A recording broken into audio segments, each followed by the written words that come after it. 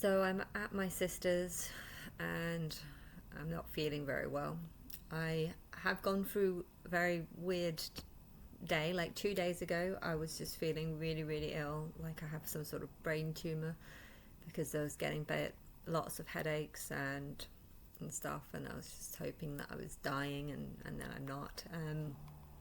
We went to a big, well, we first of all went to a small firework display with Sophie's kids and my mum and my dad, which was quite nice because we got very close to the fireworks, and I haven't gone for a while. And then we went to this other one, Lichfield, which was massive, and I didn't expect that. I was expecting a sort of smaller one again, but this one was like a really proper big one, and Alicia, the smaller one, was asleep in the car the whole time. She's a bit young, and the older one, we went and walked through the park, and it was, I don't know, it was really good because I liked, it was a really good firework display, like a proper good one. In fact, in a way, I thought this was much better than Lewes. I really like going to Lewes, but the government has done, basically tried to destroy the event as much as possible. So they closed off huge sections of the road, so that you can't park your car there, and you can't do anything. You have to walk through it, basically. The problem is because it's about like an hour and a half walk away, and then people start parking their cars there. You could be walking 2 hours, and so they've really done their best to sabotage the event. And so just thinking about that, thinking about how much better this one actually was, and then thinking about the destruction that the government has done on the Lewes thing by all the roads that we walked down could have had loads and loads of cars parking on them. Instead, they weren't. Cars were parked further away, hence you have further to walk, and you have to park your car much further away because of all the other cars that park there and stuff. So they've really done their best to sabotage that. And then I was just thinking about how much good this, and it's like, on one hand it was like, I love seeing this display, it's so pretty, but on the other hand it kind of reminded me when I was living in London, and I was convinced that, yeah, okay, I'll go to this display, but next year I'll be famous, I'll be known as God, everyone will be helping me, and I'll be going to stay in nice luxury hotels, and I'll be living a nice life. I was convinced that was going to happen. And then, like, after 2 or 3 years, I stopped going to firework displays because I kept being like, well, it's going to happen soon, people are going to help me soon, I'm going to have a much better life, and I'll be able to enjoy these fireworks, and maybe I'll be able to enjoy these fireworks whilst actually having a decent life. And then nothing each year, just another time that I didn't go to a firework display, and then I didn't go, and then I've seen a firework display now, and it's just like, what? 12 years, and I'm still with my fucked up family who are mentally ill and wind me up, and my mum just makes me want to commit suicide because she's just such an awful, terrible, stupid, dumb person, and yet she has a flat in Hampstead that's worth £1 million. If she was smart, she would have sold sold the flat and gone and lived in a nice big house for 500,000, and then she would have made £500,000 for doing absolutely nothing. And then I'm just feeling how angry I am over the bankers for allowing the housing market to go up, so that only the people who were privileged enough to own a house were the ones that got to make millions of pounds because of doing nothing but having the privilege of living. And then I'm just filled with so much anger. I'm filled with so much anger. And I felt a little bit better yesterday.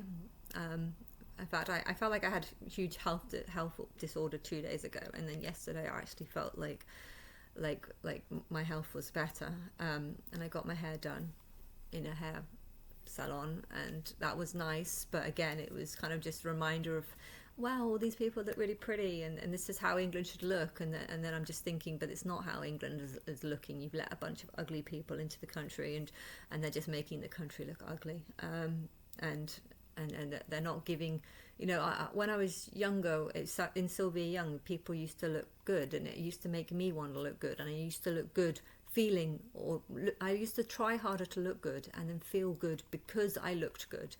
And over the years, I don't have any incentive to look good. I mean, I always care about my hair a little bit, but I feel like I'm just going in such a roller coaster of emotions. It's just like, I really, really hate England, the government, the banks, the people, the new people, the old people. Birmingham, I hate living in Birmingham. I have to live in here, I have to live in Birmingham because I can't afford anywhere else, and I can't downsize. It's not like I can downsize. I'm in one of the cheapest areas in England. Okay, I could probably downsize. I could probably get a nicer place if I moved up to Manchester, but I can't stand the cold. I need to be somewhere where it's warm. And I'm fed up. I'm fed up with this. And I found out my sister's still trying to get this big house. I thought she pulled out because the mortgage was declined on because her partner has a house in Madeira and took out a large mortgage and hasn't been able to pay back the mortgage because the tenants kept refusing to pay rent, and he couldn't claim it because he was living in England and the house was in Madeira. It's hard to get rent from someone, and yeah, my sister's still deluded. She's actually thinking about even before she's bought this house, she's still thinking about buying another one in Portugal. So she's just trying to get as many houses as possible. She's in some sort of delusional bubble where if you want to buy more houses, you just need to borrow more money and it's fine. And it's irritating how people have this. You know, she's not a slave to the bank. She's got 2 properties and she's only got 130,000 mortgage. So why is she trying to buy another £500,000 house?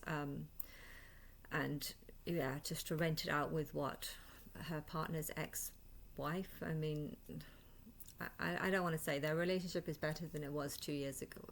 They've been on a few holidays together, so I'm assuming their relationship is better than what it used to be. But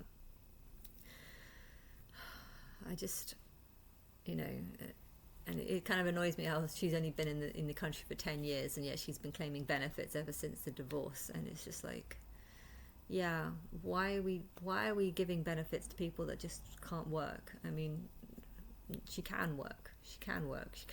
It's easier to go on benefits, and on one hand I've got this new bus pass which allows me to go anywhere on a bus, which that's made my life so much different, so much better. Like I can go anywhere and not have to feel like, I literally do have a problem with spending £1.50 on a bus, because I feel like I've spent my whole life feeling poor because I can't buy a house, and every penny I have needs to go on buying a property that's like, that's going to take me 10, 20, 30 years just to buy, and what I can't, that means I can't afford to spend £1.50 on a bus. And then I think that there's other people that have been claiming benefits all their life that can use taxis because the money just means nothing to them, because it just comes and goes. Because I'm confused about what money even is. How are people able to make millions of pounds? There was a stupid ad that said, oh, if you're paying £1 million of taxes each day, that doesn't matter if you're earning £2 million of tax. Yeah, what kind of money? What money are you talking about? People in England don't earn £1 million a day. We don't earn £1 million a year. We earn £1 million. We don't even earn it in our lifetime. We earn about £200,000 in our lifetime. So why the hell has so many people got £400,000 mortgages when this is just completely non-reflective? I don't know. I just feel like the whole world is just going mad, and the mad people are the ones that have been turned into the slaves. But because they're mad, they don't know they've been turned into slaves. So it's not angering them, but it's angering me. Why? Because I don't want to have a £400,000 mortgage that I know I can't pay back. I don't want to have a job that I don't like. I don't want to feel like a prisoner, and I'm kind of like going through so many different and so much anger over everything, and